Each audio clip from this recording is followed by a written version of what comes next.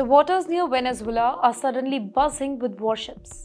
The United States has sent a very powerful naval fleet right to the doorsteps of President Mr. Nicolás Maduro. This isn't just about drugs, it is about power. Here's what exactly happened. United States President Mr. Donald Trump ordered 3 guided missile destroyers to the Caribbean Sea, just off the Venezuelan coast. Now, these are not just any ordinary ships that we are talking about. These are Aegis class warships, some of the most advanced vessels in the United States Navy, equipped to shoot down missiles, hunt submarines, and even launch strikes deep inland. Along with them, American officials hinted at even more firepower. P-8 spy planes scanning the skies, submarines lurking at the underwater, and warships ready to launch precision strikes only if Washington chooses to escalate. Officially, the US says that this deployment is about stopping drug trafficking. Venezuela, under Maduro, has long been accused of being a major hub for narcotics flowing from South America into the US. But let's be clear here, this is not just about drugs. It is about politics, it is about pressure.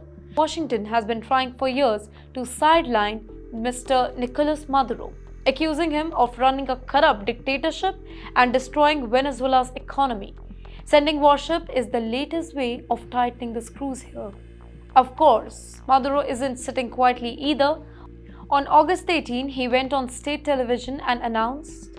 The announcement was that 4.8 million militia members will be mobilized across the country. Well, these militias, they are not any conventional army.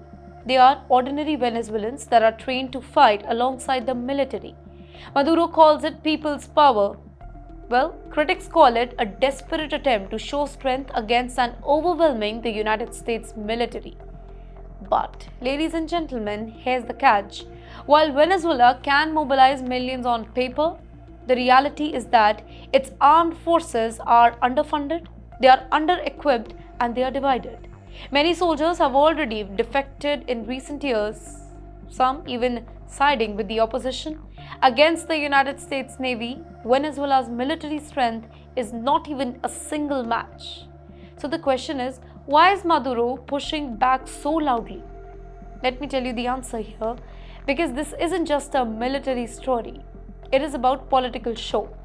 By rallying millions of Venezuelans into militias, he's trying to project power. He's saying that we will not bow to American threat. Now for Mr. Trump, in the meantime, this particular move plays really domestically. He gets to show that he is tough on drugs, tough on dictators, and willing to flex America's muscle in its own backyard.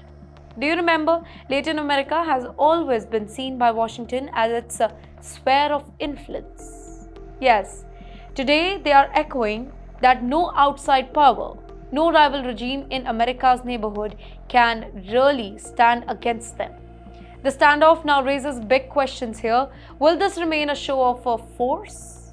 Or it could spiral into much bigger, because when destroyers, submarines, spy planes, and militias all gather in the same region, even a small miscalculation can light a much bigger fire. For now, the Caribbean is tensed, Venezuela is really firm, and Washington is watching closely. The world once again is reminded that the United States Navy does not just patrol the sea, it sends a message. And this one is sent straight to Nicolás Maduro.